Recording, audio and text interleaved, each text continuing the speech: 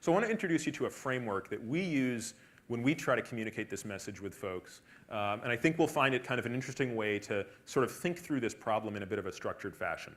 So we call this our wheel of fun, or our circle of fun, which nobody finds fun except me. So this is the world today. It's 2011. We use about 88 million barrels per day. And as you recall from the previous slide, most of it is conventional oil. And that represents the sort of the light gray circle. We have this rim of dark gray around it, which represents that unconventional oil that we talked about. This is the ultra deep water, the tar sands, the shale sands, the gas to liquid, coal to liquids, these things that are going to start to play a more and more of a role. But today they don't play a huge role. This is the world tomorrow. Now again, this is fact, this is proposal.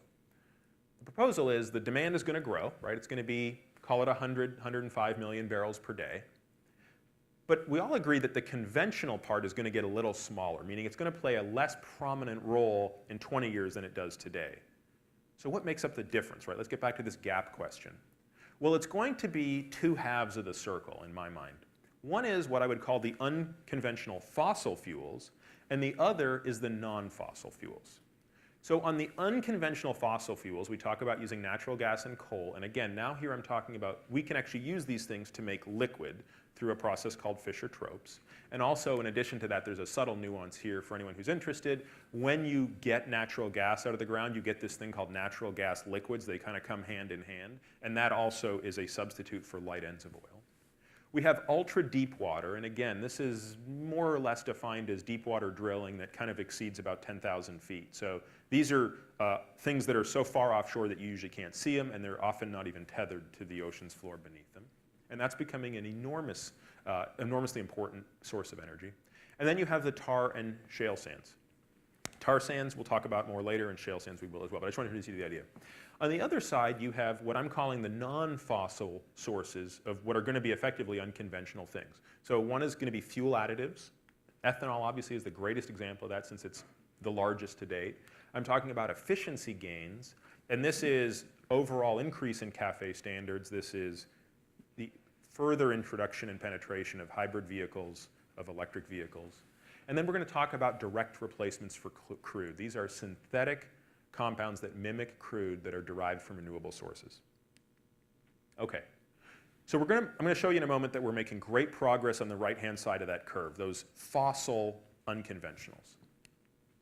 So let me just give you an example, and I'm going to illustrate 2 points here. The first point I want to illustrate is these things exist, and they exist at scale. There's a subtle point I'm going to try to make, and it's not going to be so subtle since I'm just saying this right now, which is look at the inflection in how quickly they go from being basically nothing to significant size. That's the technology readiness theme coming through again. So let's start with ultra deep water. And I chose to look at the first decade of each of these technologies. So we would say that this technology was basically introduced in 1990. And within a decade, you can see it reached 1.5 million barrels per day, which I believe at the time represented over 2% of the world's oil production. Now again, I know what you're thinking. 2% doesn't sound like a lot. Just keep in mind the size of this industry and how fragmented it is. That's a non-trivial amount of oil. In fact, that's almost the amount of oil that's used by France. If you look at tar sands, and again, most people would refer to Canada as the Saudi Arabia of tar sands. And if you include tar sands in the reserves of oil, Canada has the second largest reserves at about 240 billion barrels, second only to Saudi Arabia. And again, the story is very similar. Over a 10-year period, we've seen a growth that's non-trivial, and we've seen today, in fact, tar sands amount for also about 2% of our oil.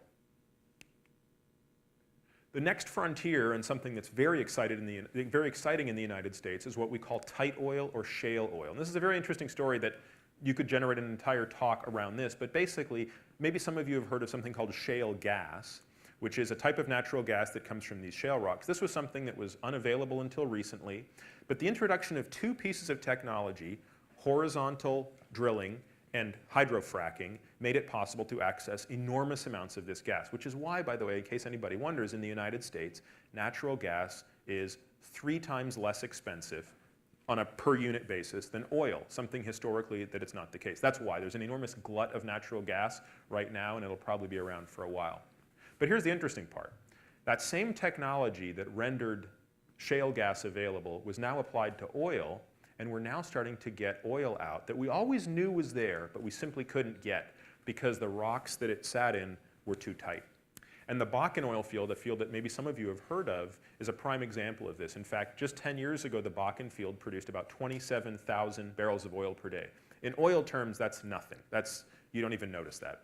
Today, it's producing about 400,000, and depending on who you believe, it could produce anywhere from 800,000 within 4 years to 2 million barrels per day. I had lunch with the CEO of one of the largest companies that's got concessions there, and he believes that the CIRA estimates are actually quite conservative and that his company alone will be over 1 million barrels per day by 2020.